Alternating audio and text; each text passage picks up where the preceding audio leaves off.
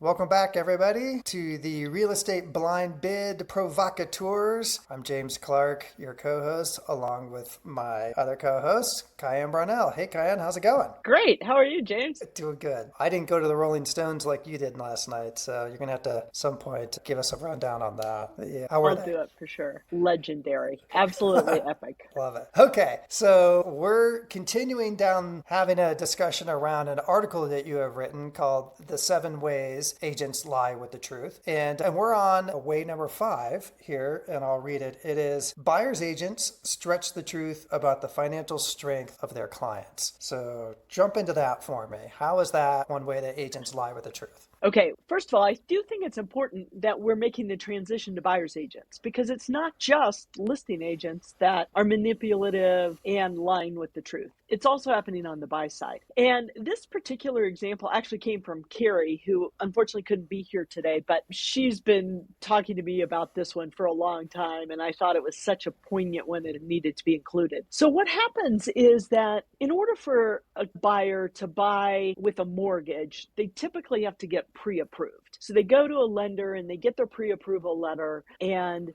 then that has to be submitted, or is the information is submitted with the offer. One of the things that's happening that she's seeing a lot right now in the competitive bid market is that there's agents on the buy side that will stretch the truth of the financial terms that the buyer is pre-approved for. For instance, you're seeing this a lot where they will say they're going to bring X 30% cash down. They're going to bring $150,000 worth of cash or something like that. And then once they win the bid, they change the terms. And the seller's stuck. Instead of actually bringing 150,000, they're bringing 50. It changes the deal dramatically. Most of the contracts are written so that the buyer has the right to change the terms of the financing as long as it does not directly impact the seller. Hmm. And that's where they're skating this fine line. It doesn't directly impact the seller if they bring 50 instead of 150 because the seller is technically still getting their same price, this and that. But what it does do and what happens is that it dramatically changes the buying power of the buyer. And somewhere along the way, the seller relied on that information that was deceptive and then made the decision and probably let other offers go that might have been stronger. So And it's that's where the really real rub is. right in that perception. So you're creating a perception. The buying agent's creating the perception in the listing and seller's mind that I've got a really strong, competent buyer here. And in a way, that's almost like a setup for they're going to be really easy to work with going through the entire process. In a way, it's okay, they're going to be the best one to us because we don't want to lose the deal. We don't want to get into negotiations. But then what reality is what you're saying is once they do get into it, then they switch it. Then they switch up the terms. That's a total nightmare situation for the seller.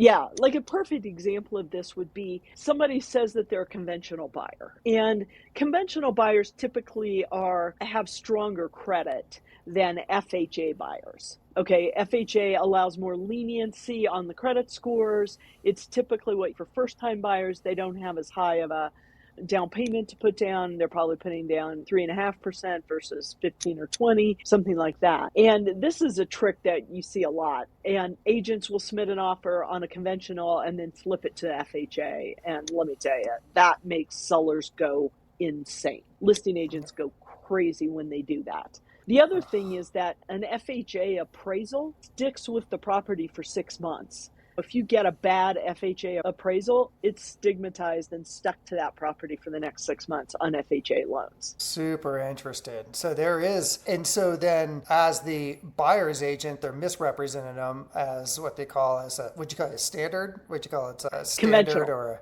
a conventional loan? Well, really it isn't. And then they get into the whole process and now it's a FHA. Now they have the appraisal that is not to the seller's advantage that's being listed against the property. That is super deceptive. That's some ugly work on the buyer side for sure. Sure. And the other thing is think about it this way too, is that as you're the seller, you're under contract. Most all these contracts are specific performance for the seller side.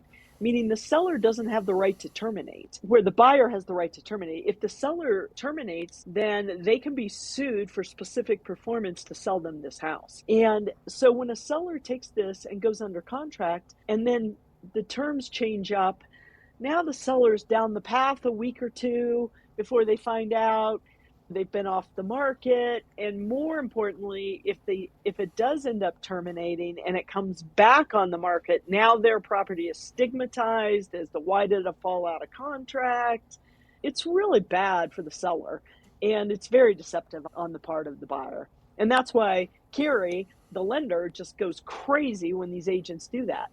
So it's horrific for everybody. Yeah, it's super interesting from that standpoint. I guess I'm going to pull it way back to the beginning where you mentioned we are now talking about manipulations of the truth that are coming from the buyer side, because we've already heard of 4 coming from the seller side. And this is all happening together. It's being done in the same selling process. You have the sellers with these issues. Now you have the buyers bringing these in. It's just emotionally, I think about it, just exhausting. Why are you a realtor agent again? Yeah, I don't know. And to your point that you've mentioned a number of times is that these are features of the process. These are not one-off outliers.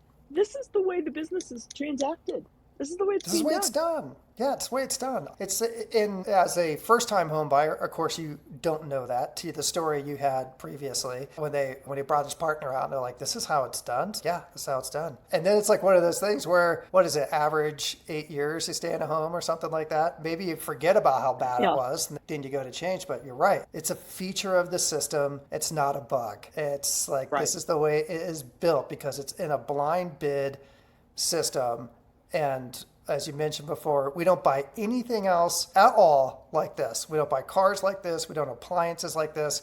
We don't buy dollhouses like this. It is crazy. Completely. Yeah. Okay. All right. Well, that was super interesting. Lots of learning there for me. All right. So we're going to go on to the next one in our next episode. Not right now. But it's buyer's agents submit offers with ridiculously short acceptance deadlines. And I know you've told me stories like this before too. So that will be a really interesting one. So we thank you. Come back next episode. We'll be talking about that. But thank you, KieAnn. Thank you for writing the paper and bringing this to light, because we just think it's one of these critical issues in a huge market that is just not built for good people to continue to do good things. Exactly. Okay. We'll catch you later. Thanks so much for listening to this episode of the Real Estate Blind Bid Provocateurs. If you learned something today and are ready to bring trust, transparency, and fixed cost to residential real estate, then don't be shy about it. Tell your friends, colleagues, and family. Perhaps you know someone who was thinking about buying or selling a home. Do them a favor and hit that share button and text a link to this episode. They'll be sure to thank you. If you prefer to watch your podcast as videos, guess what? We're on YouTube. Find us by searching for True Home Value. And thank you so much for listening. And that is about as much as we can incite in a day. Have a good one.